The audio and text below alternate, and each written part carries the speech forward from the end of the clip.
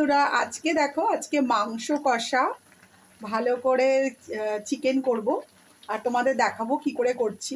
দেখো, প্রথমেই পেঁয়াজ বাটা, রসুন বাটা, আদা বাটা আর লঙ্কা পেস্ট করে আমি এবার ভালো করে তেল দিয়ে তার মধ্যে একটু জিরে গুঁড়ো দিয়ে এই পেস্টটা ভালো করে এখন কষাবো। কষিয়ে তারপরে তার মধ্যে দই দেব। আস্তে আস্তে করে করছি, দেখো কেমন হয়। এবার দিয়ে দিয়েছি এই যে টমেটো বাটা, টমেটোটাকে পেস্ট করে নিয়ে এবার টমেটো দিয়ে ভালো করে মিক্সড করব। আর ভালো করে এই মিক্সচারটাকে মিক্সড করব।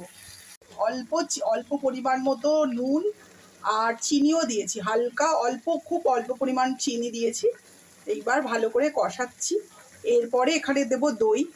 দই দিয়ে ভালো করে এটাকে কষিয়ে কষিয়ে তারপরে জল ঢালবো। আর তোমাদের বলে রাখি, এর মধ্যেও আমি গরম মশলার মানে গরম মশলার পেস্ট বানিয়েও দিয়েছিলাম এর মধ্যে, যাতে ভালো টেস্ট হয়। টক দই, এবার টক দই দিয়ে ভালো করে এটাকে মিক্সড করব। আর দেখতে তো ভালোই লাগছে, দেখা যাক কেমন হয় রান্না। এবার মেশাচ্ছি জিরে গুঁড়ো আর ধনে গুঁড়ো। মাংসটা ভালো করে কষিয়েছি, এখন বেশ একটু রং এসছে, সুন্দর একটা রং এসছে। একটু বাদেই আমি জল মেশাবো। জল মিশিয়ে তারপরে প্রেশার কুকারে বসিয়ে দেবো। আর জাস্ট কিছুক্ষণের অপেক্ষা, মোটামুটি হয়ে এসেছে। কুকারে বসিয়ে দেবো একটু জল দিয়ে।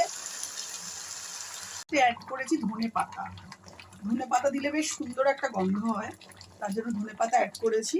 এবার প্রেশার কুকারে 5 মিনিট ধরে প্রেশার কুকারে সিদ্ধ হবে, তারপরে নামাবো। চিকেন হয়ে গেছে, দেখো কেমন দেখতে হয়েছে। এখন ভাতের সাথে চিকেন সার্ভ করব।